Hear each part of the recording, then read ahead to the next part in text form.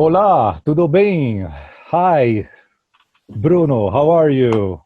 Hi, my friend. Long time we don't see each other. Long time, really long. Yeah. 2009, I think. I came from Fortaleza. That was my last season there, Mm, unfortunately, as a tourist guide. So since then, only by Facebook we saw each other, and I'm yeah. so glad, so happy to see you healthy and well because lately I just saw your videos that you were passing through something terrible, and I'm so happy, so glad that thanks God you are well and all your family.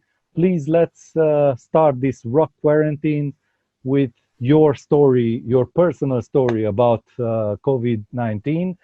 I will not ask you when did you learn about it or which part of January or when did you learn about it. Tell me, please, your experience because Mhm. unfortunately you already passed through something that nobody wants to experience. Yeah, Uh-huh. tell us your story, please, Bruno. Bruno Okay. Gabai from Siege of Hate, the name of the band from Fortaleza, by the way.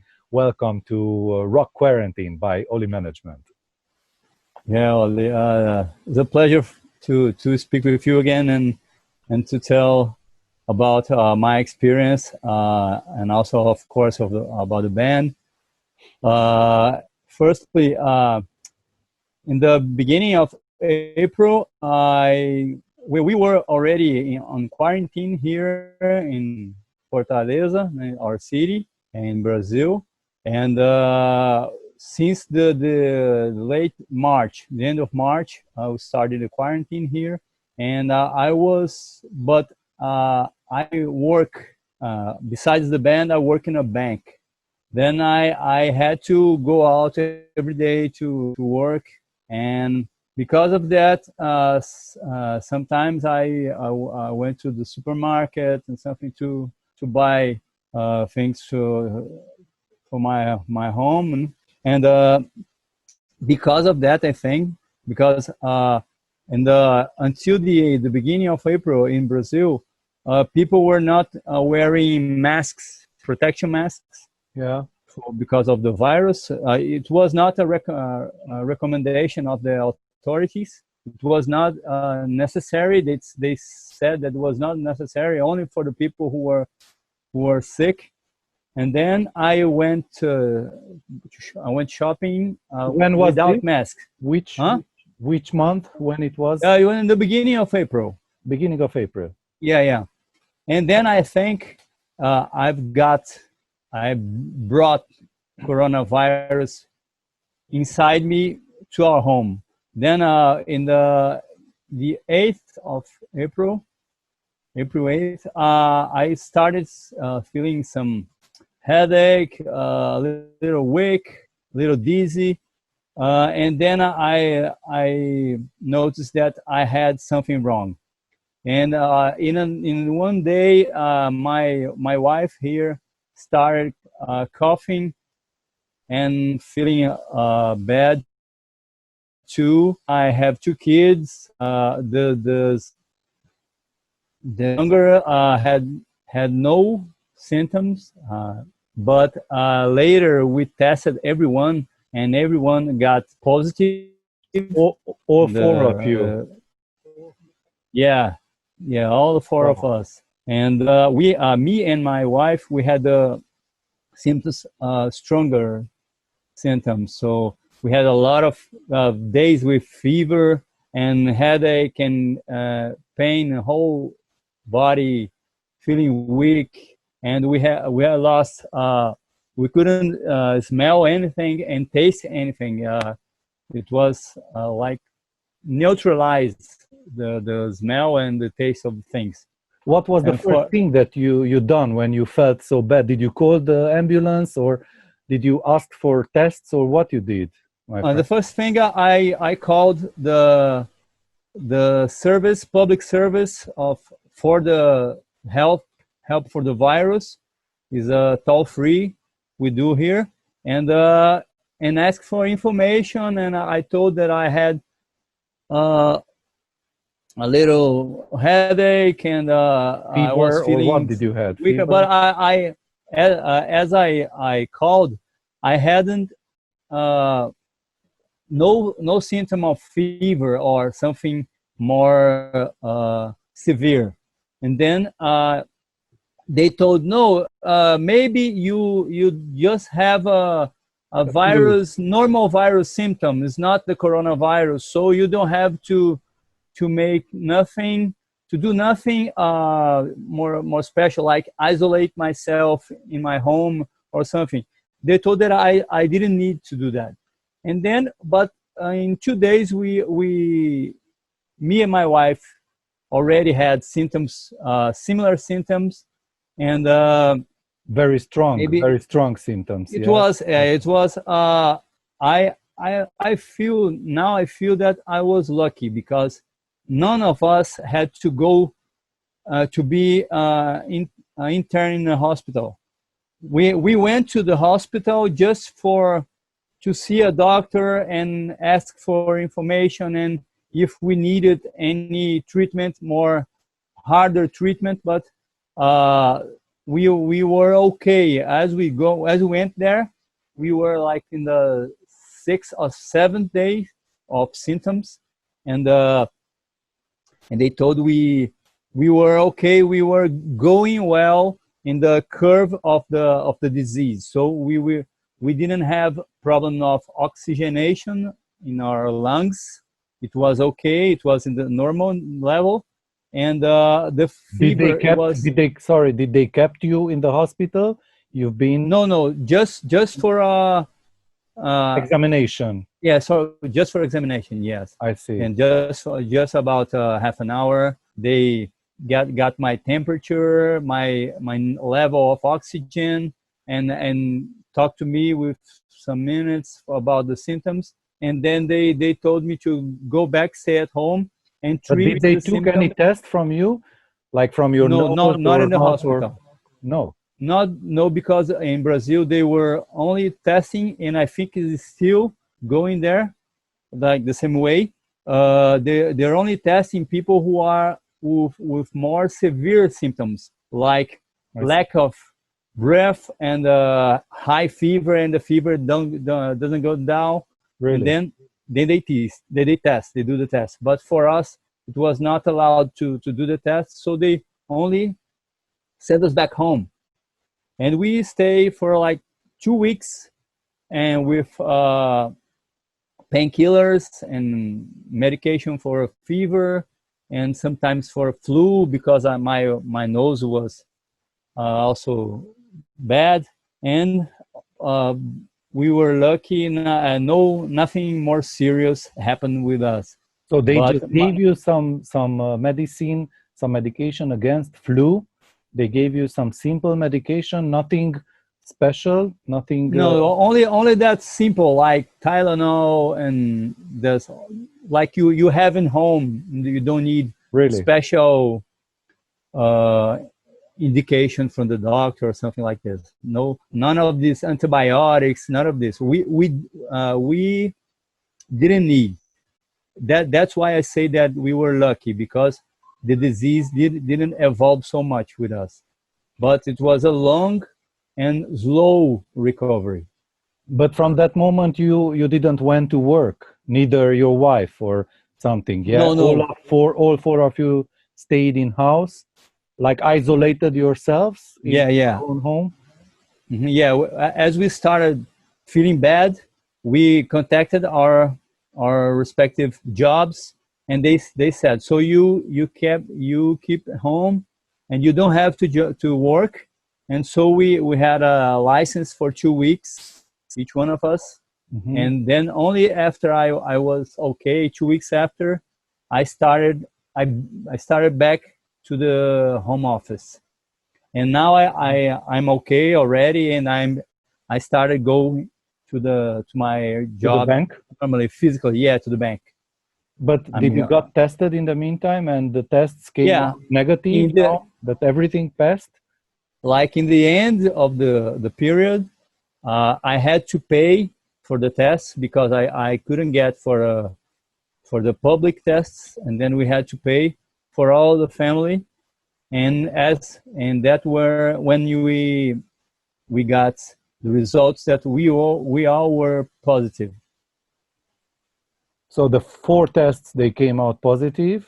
Yeah. And after the 2 weeks, did you got tested for free by the government or by No, the no, hospital? no. The only test we've done, it was after 2 weeks, the symptoms, and it was The paid negative. paid test. And And no, I was already with antibodies okay. for the disease, and my wife and the 2 kids were still with the indicator that says that they still have the disease, but they didn't have yet the antibodies. So what you all done after that step? Uh, the the doctor says that we must only if we are feeling already well, we don't have to do anything more. Just keep the same cautions that we had before, like using masks, like always washing the hands, because they don't know certainly how long after the disease we can transmit to other people. So I return to my work, but only one week after, and then I even that maybe I can't get it again. I hope, but I have to use mask and wash all the hands and use Hopefully not. alcohol gel Yeah, yeah. and all the caution measures. And they let you now go back to work normally between Yeah, your yeah, colleagues. How did they yeah.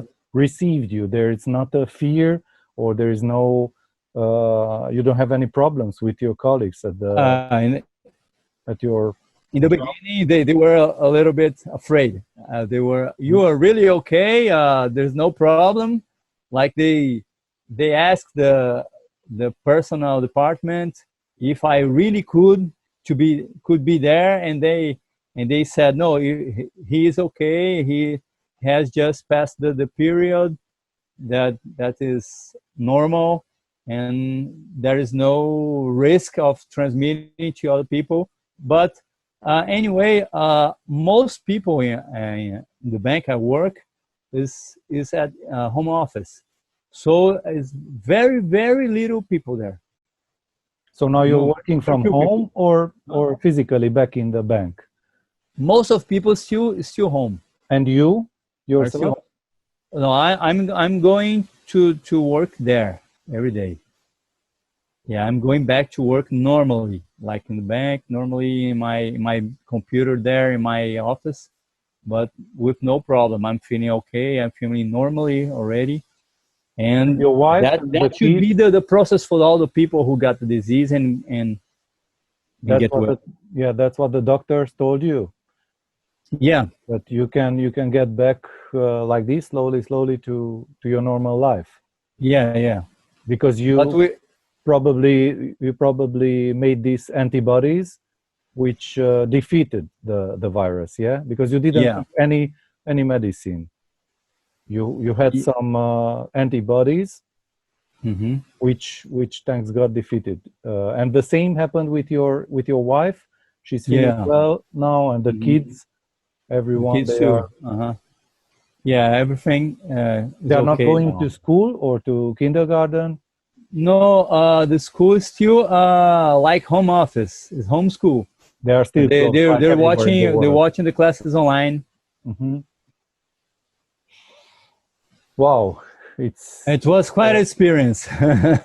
yeah. I know that you said something in your Instagram, in your first Instagram video, about your experience on the corridors of the hospital.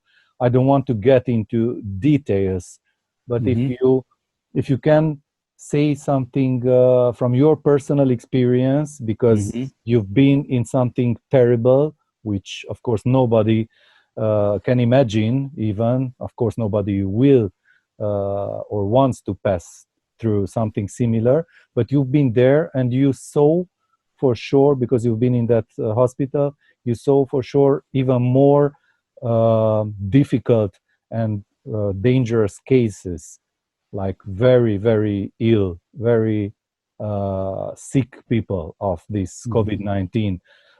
If something with limits, if you can tell us, not, I don't want to get into details, but if you can Mhm. tell something from your experiences, and what do you propose to the people that watching this video? What do you propose yourself? What do you think that we, anybody from Romania, from Brazil, from any part of the world, what people can do, in your opinion, to try to avoid this very dangerous enemy, this very dangerous virus? First of all, I would say that we all should stay at home if we can, of course. Uh, if you can, stay at home because the problem is, especially here in Brazil, I don't know because every country has its own situation, but the greater problem I think of this disease is because it's so contagious and it spreads so fast that there is no time for the health system to support. And then here, I've got the disease in the first, I think the first month that was like growing. It's a growing contagious curve, I think they say. Yeah, yeah, the And curve then was and very, very now, high. and when I've got the coronavirus, the hospital was not, were all hospitals here in my city were not still full, but now they're all like on the limit and getting, there is no space for everybody. Like we saw in Italy and Spain was tragic, and like in New York, and because many people are like we don't have information enough to know exactly what the virus does, but we know that it kills. It may not kill you, but may kill your wife or your mother or your father or Not your the son. relatives, yeah. Yeah, every person I know that got the virus had different symptoms. It's not a like there is no standard. So if you maybe you have a like a side disease that you don't even know, you don't know, but there is something wrong in your body and you don't know, and then the virus detects that and it makes it grow, it makes it stronger. And there are like there's people that have diabetes or heart disease or other things. They uh, all these diseases got stronger and kill the people, and there is the problem. So we have to be preventive. I always said, and I have contact with many people, friends and colleagues that had the disease and they had the symptoms, and they contact me. Hey, what do you do? What did you do when you were sick? And what? And then I always try to tell, be calm. If you have fever that doesn't going down, go to the doctor, go to the hospital. If you have lack of breath, go to the doctor because it is very fast and it is very serious, and we must not treat it like a small flu because it is not. It is very serious. And you saw, I think, very, very serious and bad cases in the hospital where you've been, right? Yeah, when I went to the hospital, it was not full yet, so there were few people at the emergency room, but I knew that inside it was everything like in a people were like tense. They they had a lot of protocols to go to the room, to another room. The doctor was like an astronaut, you know, Yeah. to speak with you, and keeping distance, and they had they are they are having like um, much care in the way they speak, and the way they want to analyze you and see if you have to stay there or go home. They're trying to be the more efficient that they can, because they know they need time. There is not much people. There are people enough to treat everyone, and there is no room enough for everyone. So they treat you, or they send you home, because, oh, no, you're okay. You don't need to be here. Go home. And it's like the situation was like this. But uh, fortunately, I was lucky, because there was no much people when I went to the hospital. It was not. It was okay for me. But Bruno, do they have any control about the uh, symptomatic or non-symptomatic, let's say, positive people who are having already the coronavirus, like you? They knew that you Mm. have. They sent you home. Did they put you on a list? You were under surveillance at home, or did they told you don't go out from house? Because I have a friend, just shortly I tell you Mhm. why I'm asking this, who came, he lives in Budapest, near Mm. Budapest in Hungary. He came home from his job from Sweden, and he had to stay 2 weeks in the house.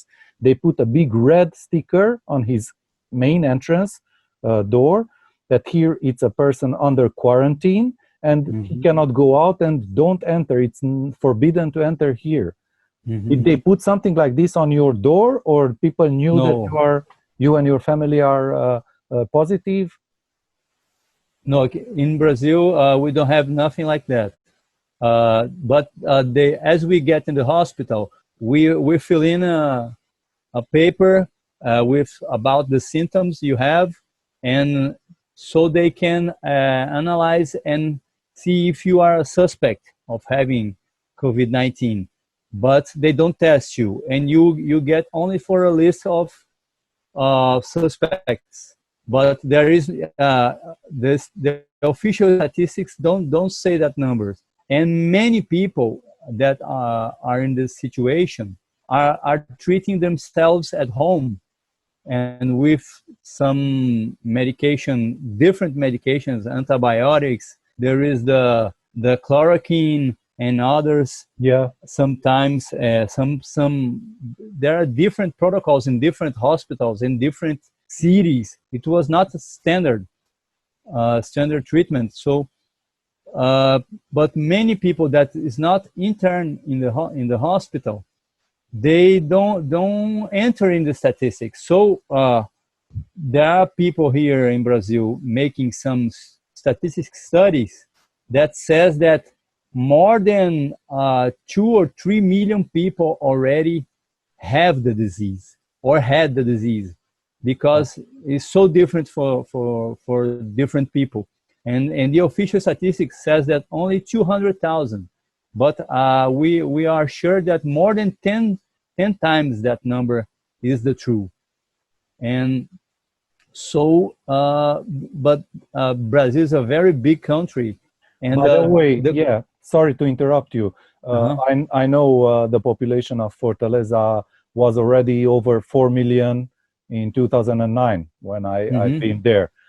Can you tell us now what's the population of Fortaleza, which is the fourth or fifth biggest, largest metropolis in Brazil, and how many cases you have, if you know more or less, in Fortaleza, confirmed cases from this 200,000? Fortaleza is about 5 million people, I think, today. It's already five. Yeah, and Brazil, it's over 200 million. yeah, It's over. a little bit over 209, I think. Mhm. And we are uh, today we are the second city on all the cities, and the second state with the number of cases. Wow. Uh, and but we in the number of cases, but in population, Fortaleza, I mean Fortaleza, no, Ceará, our state is about, and Fortaleza is about a fifth or sixth bigger city. So the concentration of cases here is very big. If you go the population, the number of cases. So because São Paulo is the first one, but São Paulo has more than 15 million people. And And finally, then do you have a lockdown all over Brazil? Do you have now a lockdown or just partial lockdown? How it's it's a partial, yeah, and it's different from different cities. Uh, really? and Brazil has a problem besides the pandemic. There is a political problem very very hard because Yeah. there are different people that thinks ideologically different, and they mix that with the disease. So some people that is the federal government wants to end the quarantine and everybody goes back to their jobs, but they don't have the responsibility for all the health system, only part of that. And the states and the cities, the administration of the states and the cities, they are closer to the people, and they are more responsible for the health system that go to receive that people that are ill. So they are closer to the people who are dying, and the federal government is more concerned about the economy, the jobs. But the economy and the jobs, they will have the impact anyway. We don't Sure. have another way to going through this, and without losses. People will lose their jobs. People will lose money. Every one of us are losing money. Our salary. I work in a public bank, and the government decided that all public institutions will not have a raise of salary in the next two years. So our salary is frozen now for 2 years. So we Oh, know that the inflation in the economy will still grow, but our salary not.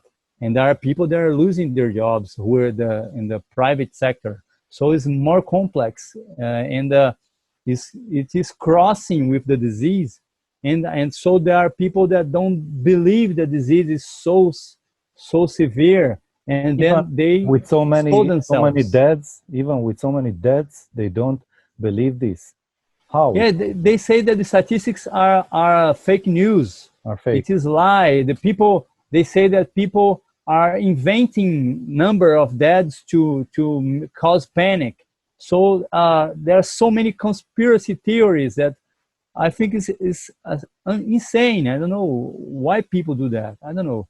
You've been through this, and you've been in Yeah. the hospital when it was not full. Now, if anybody would go there, even though they don't have an access for sure to enter, but they would see the hospitals are full of very sick, very hard cases, yeah, Hmm. difficult cases.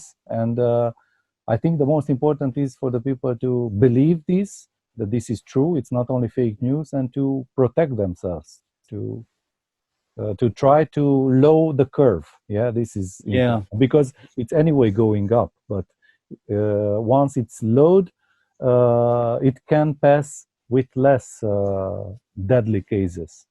Yeah. And so the system had the time to create a vaccine and maybe more effective medications to treat the disease. Eh? Yeah. So because you said that your lockdown it's different than ours here. We, for Hmm. example, in Romania, we had from 15th of March until 15th of May, we had already 2 months that we've been in a lockdown.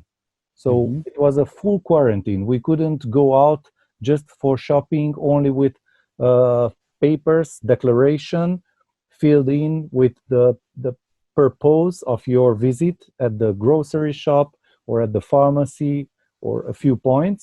If not, you couldn't go out. The fines that you could get from the authorities, from the police, were starting from 500 euros until 1,000, 2,000, 5,000. Mm-hmm. It's a very serious theme, but I want to, in the end, like in the end of this rock quarantine, I want to put a little bit smile on our faces and to be a little bit optimistic. I'd like to ask you if it would be forced 2 weeks, let's say, quarantine, that you would have to stay somewhere closed in, apart from your family, of course. Mm-hmm. Who would be that living and active musician, rock or metal musician, that you would like to spend a rock quarantine with, if you understand my question?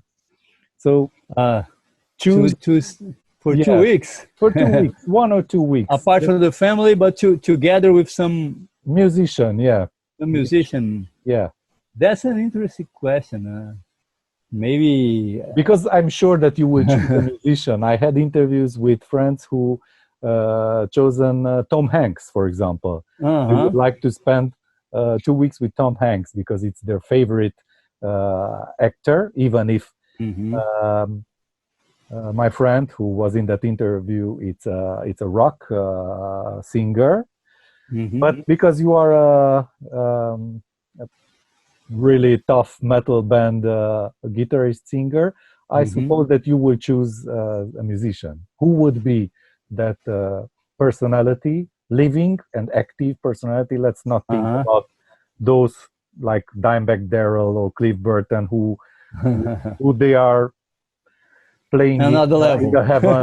Yeah, uh, I uh, think you would choose. it would be cool to stay 2 weeks with Max Cavalera. Wow, Is one of my main influences. really? Since 1988, the first time I listened to Sepultura, and1988. I'm a big fan. Yeah, I I'm a met big them fan. and I listened first Sepultura here in this room, but on reel to reel, Mayak, big Mayak recorder, Uh-huh. very old one, which was of my dad. In 1989, in the year when they released Beneath the Remains, and that was the first album ever. Then I met, of course, Bestial Devastation, Schizophrenia, Morbid Visions, and Mm-hmm. then since 1989, I'm a big fan of Sepultura as well. So I like your Mm-hmm. answer. And what kind of questions would you put to Max Cavalera, for example? I have so many history facts from the Sepultura and all that happened along their whole story, and Soulfly and Cavalera conspiracy and all the tours, and I have uh, I'm so influenced by their music, his music, and especially his music because I like all their projects and bands, Sepultura, Soulfly, Cavalera, Including Nail and Bomb, Nail Bomb, for Nail example. Bomb, yeah, yeah. And I think we have a lot in common, like to speak about other influences, about musical ideas, and I know about him a lot because of many videos we have and books and a lot of things. But You never met is him, like in a concert just together, yeah, to meet and speak face only to face. once. The last time they were here in Fortaleza, it was a Cavalera Conspiracy concert.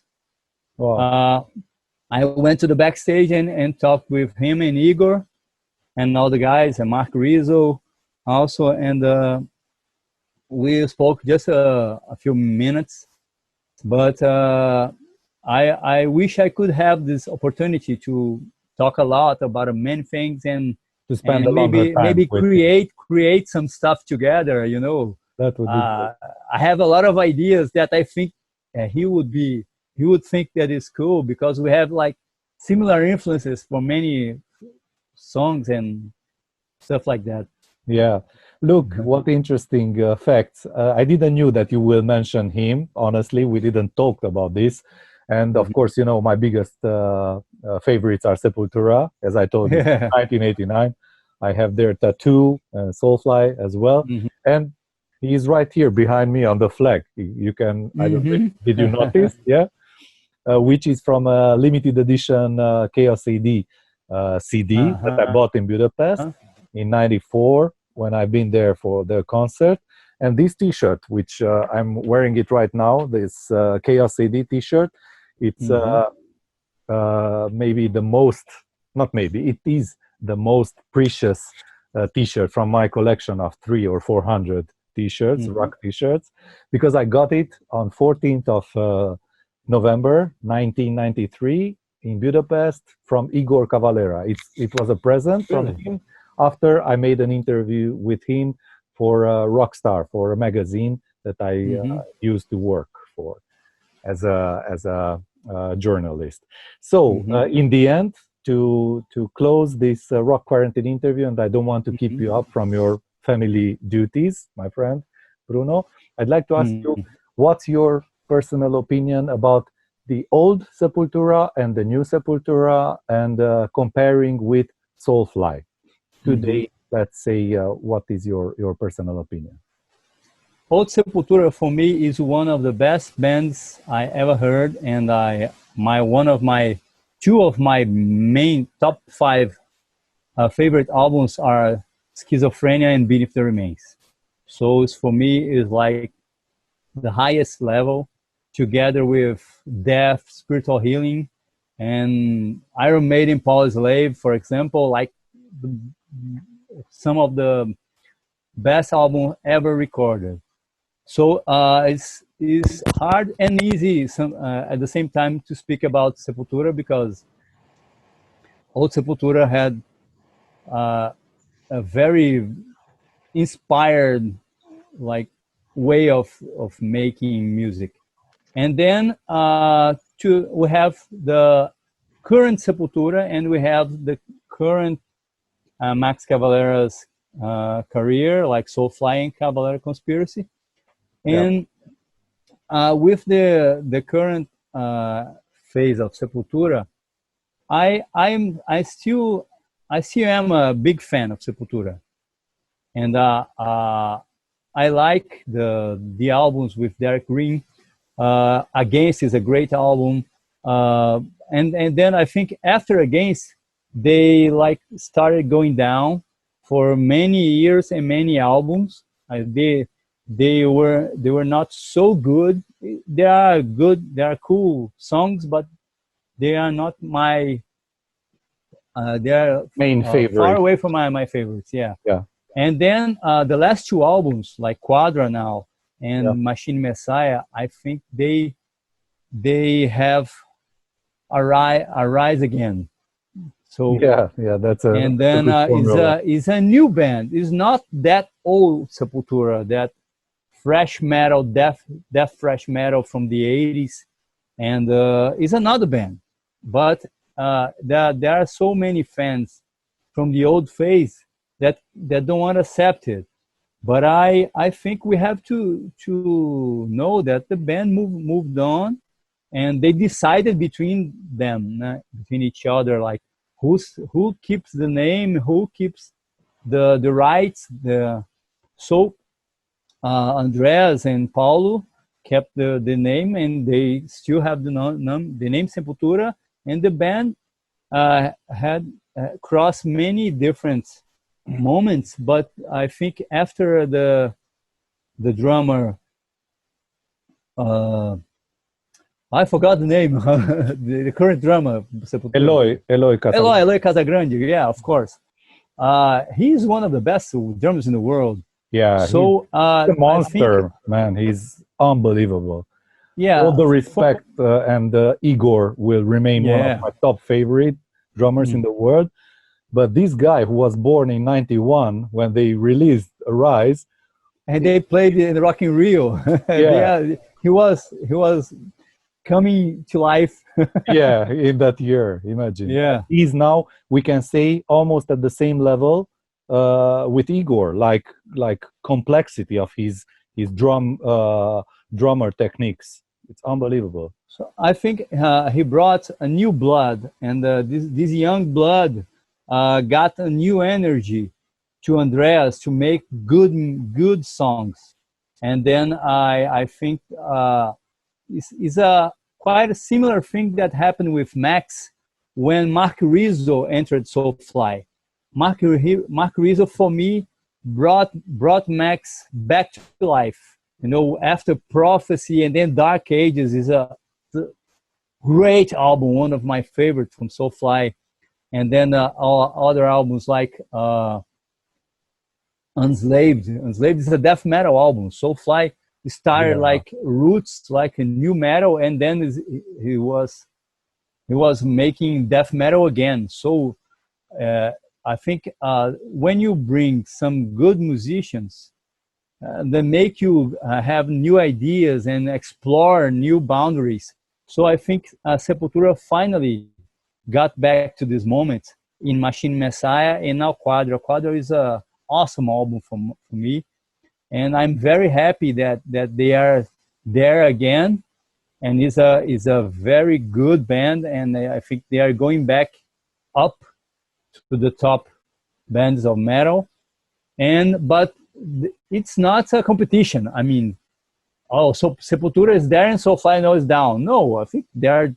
I love both bands, and they're doing good jobs, and I hope they still go like this. I don't think they should come together again. I don't know if it would work. There are so many pain involved in this process. I don't know. They didn't got over it. I think I they don't are know doing why. great in their own two separate ways. I Yeah, think now they they're are. good careers Yeah, separated. So maybe stay like this. I hope that now Max and Igor come with a new tour playing Morbid Visions. They told something like in an interview. I oh, hope that comes to reality. yeah. Have you been at their tour with playing Beneath the Remains and the Rise? Yeah, the Wow, last I missed that one. time Yeah, we met them. Yeah, like here in Fortaleza. great.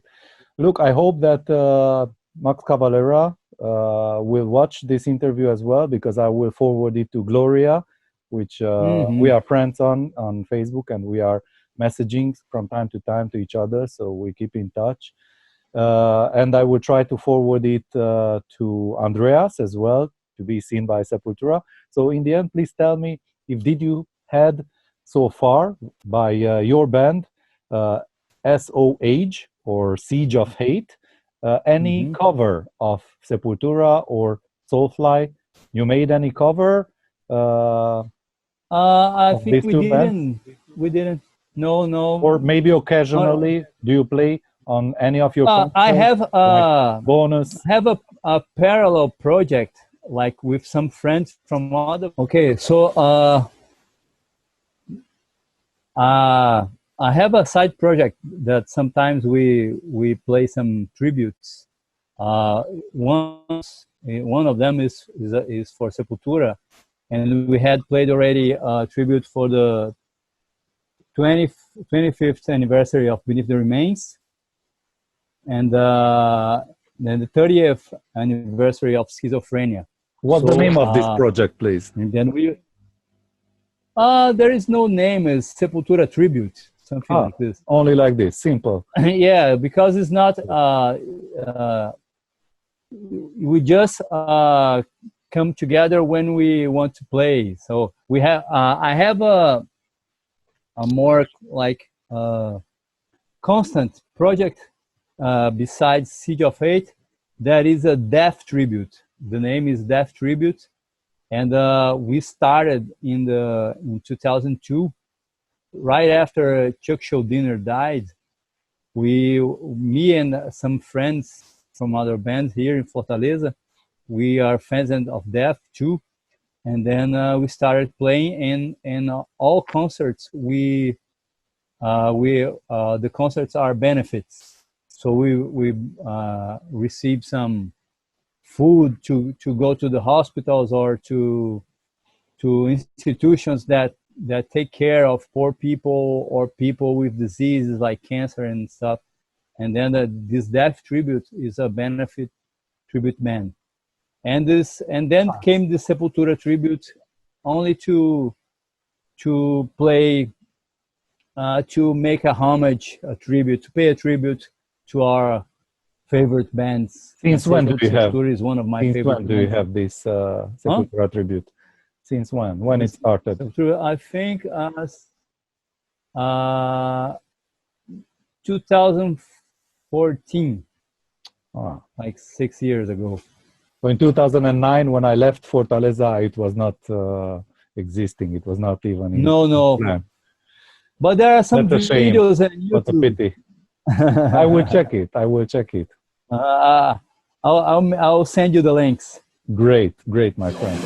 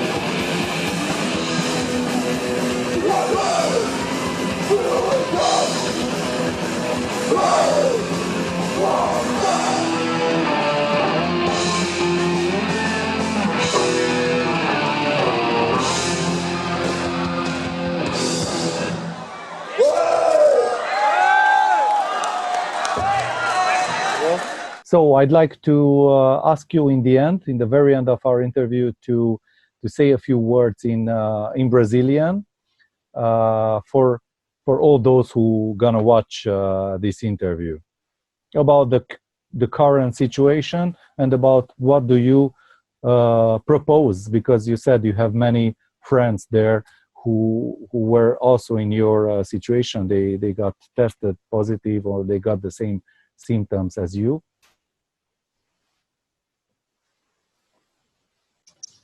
So, em português? Sim, senhor. Ok. Então, para quem entende português na Europa e para os nossos amigos do Brasil, é só dar o recado que realmente se cuidem, fiquem em casa se puderem. É importante dar atenção a essa doença, que essa doença não é brincadeira, o mundo todo está aí, tem gente maluca aqui nesse país que está querendo espalhar que são mentiras, inventar fórmulas mágicas para tratar as pessoas, que não é por aí.